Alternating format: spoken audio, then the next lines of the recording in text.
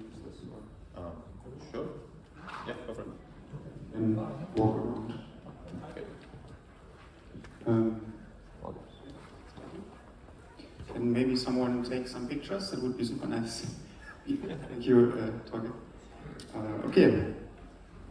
So yeah, let's see if I can deliver on this promise that we can bring together AI and consciousness this afternoon.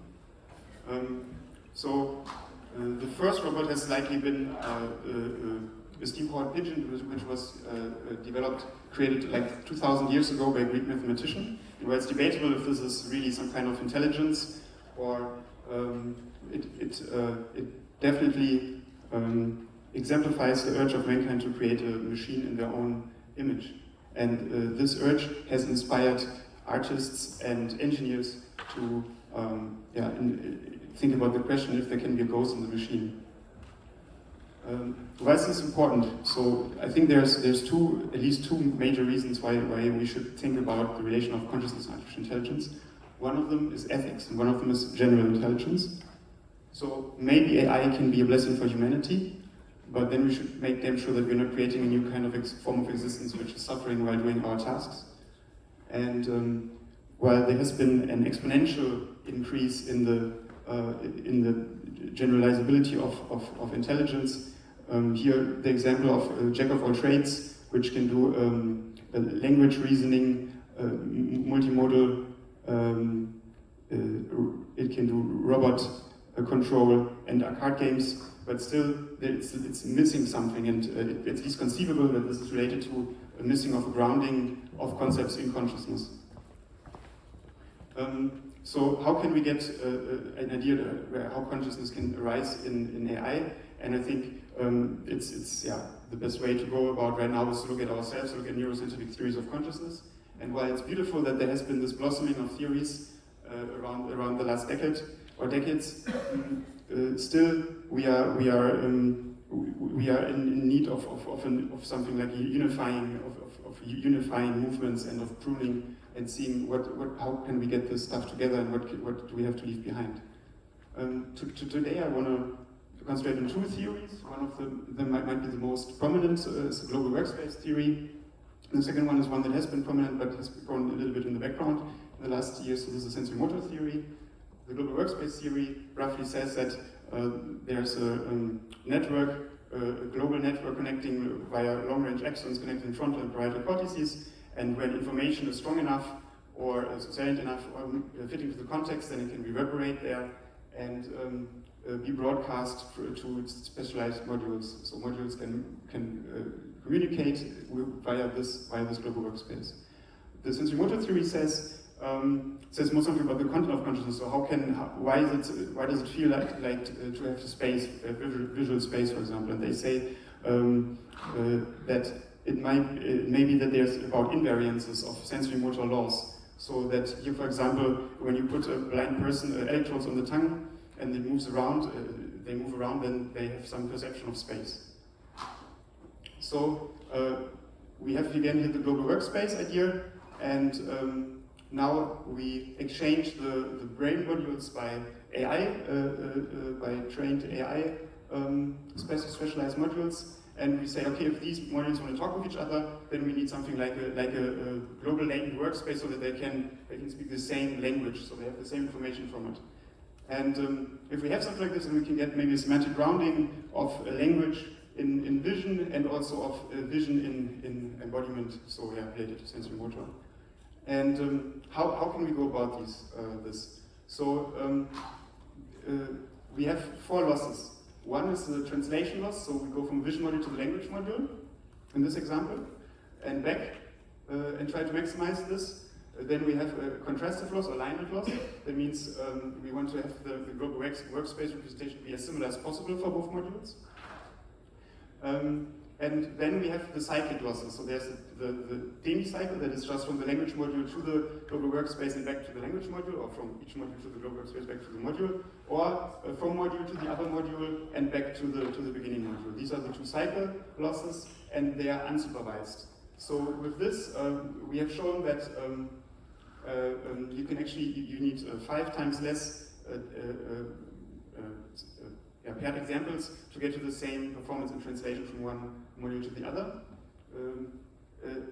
Here, in an example of using the global workspace to train a reinforcement learning agent, we show that actually zero-shot cross-module transfer is possible between the modalities. Oh, that's much better. Yeah, so now how about training affordances?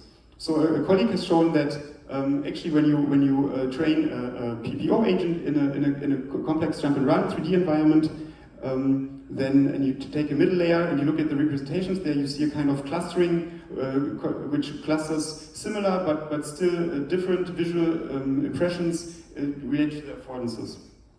And we want to see how this works in the global workspace, global latent workspace architecture. So we train a variation autoencoder on the visual data, and the motor module is a latent representation of a 35 one-hot vector encoding, and we use the 4 losses as explained before. And what we predict is that we get affordances, but that we also actually get predictions.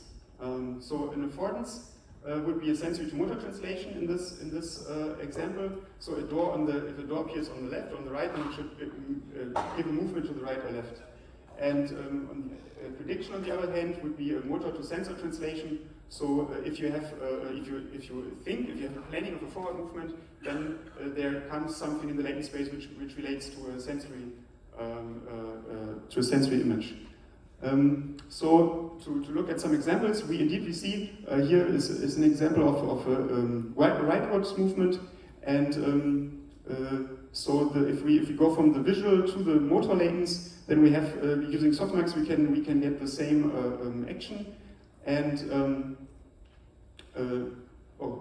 actually this is a bit fast. Actually, we can, if we use these motor latents, then we also get a prediction which is similar so we can predict from the motor output to the latent to the visual input, using the variation autoencoder here to visualize it for ourselves.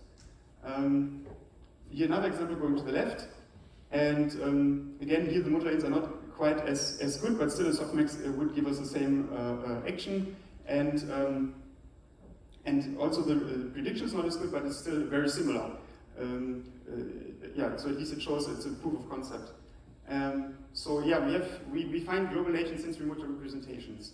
How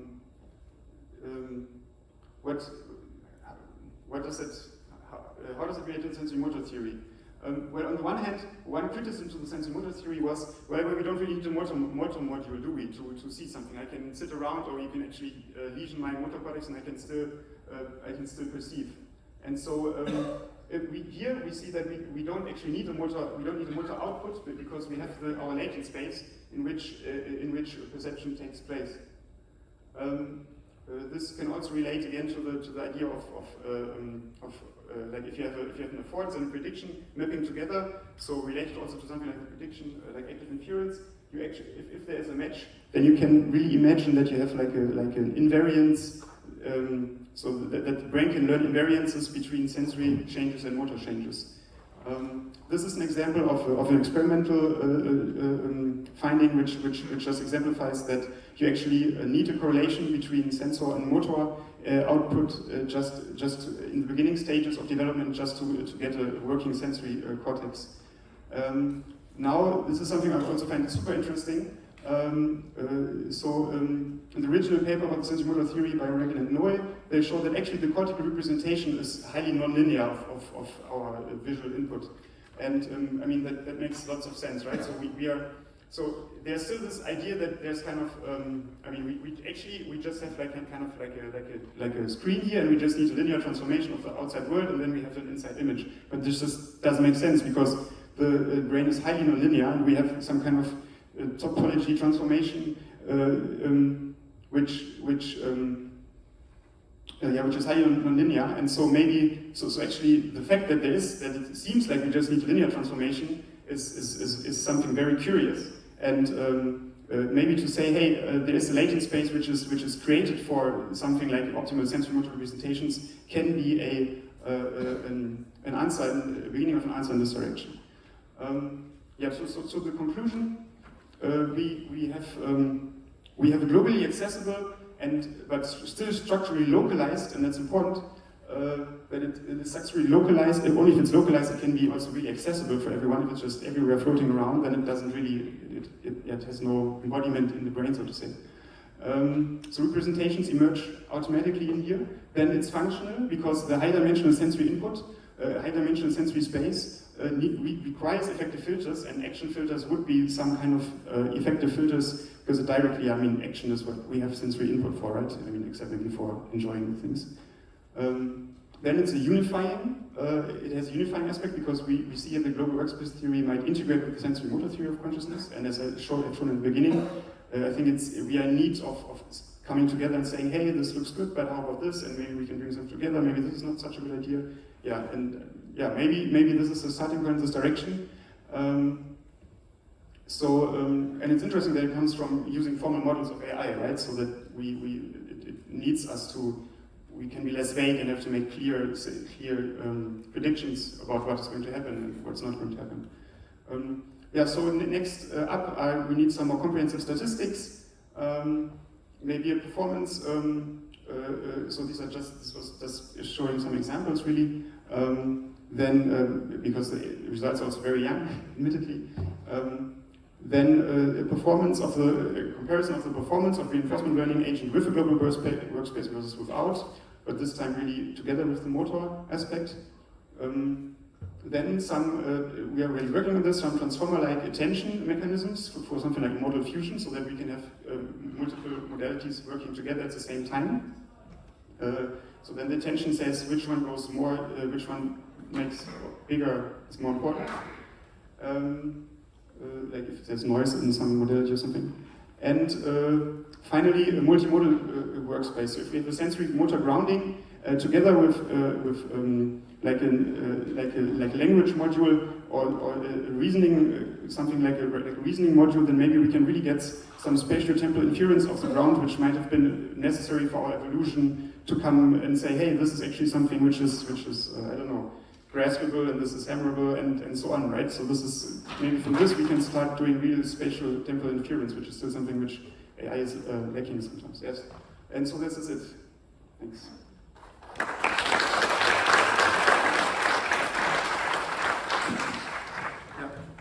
Thank you very much. Any questions for Nicholas?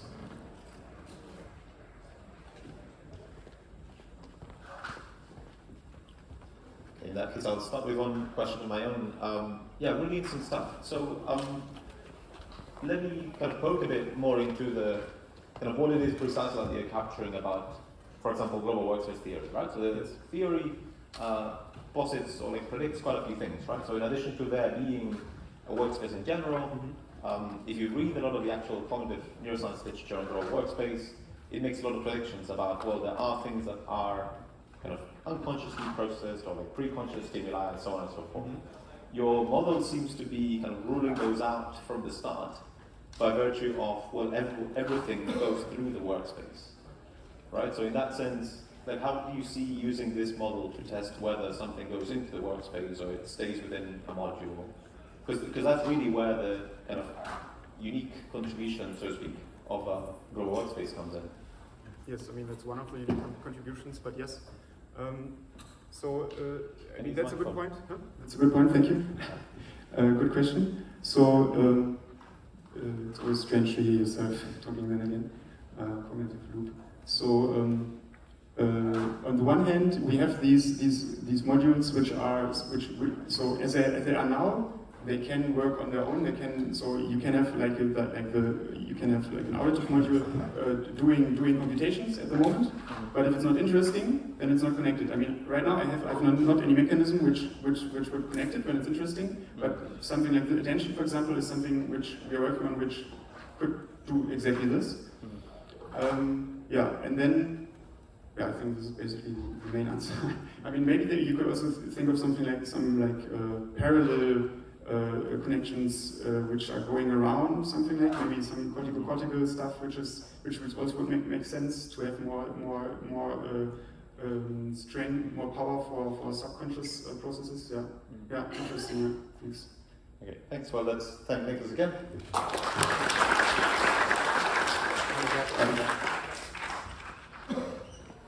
Great. And next up, we have Rose Gingrich, who's going to tell us about a title I can't currently see. Rose, you have 12 minutes. Thank you. So I'm Rose Gingrich, a PhD candidate at Princeton, working under Michael Graziano, and today I'll be discussing a study Michael and I conducted to understand the linguistic and contextual cues people leverage when making inferences about the presence of a mind. So consciousness research reports that when others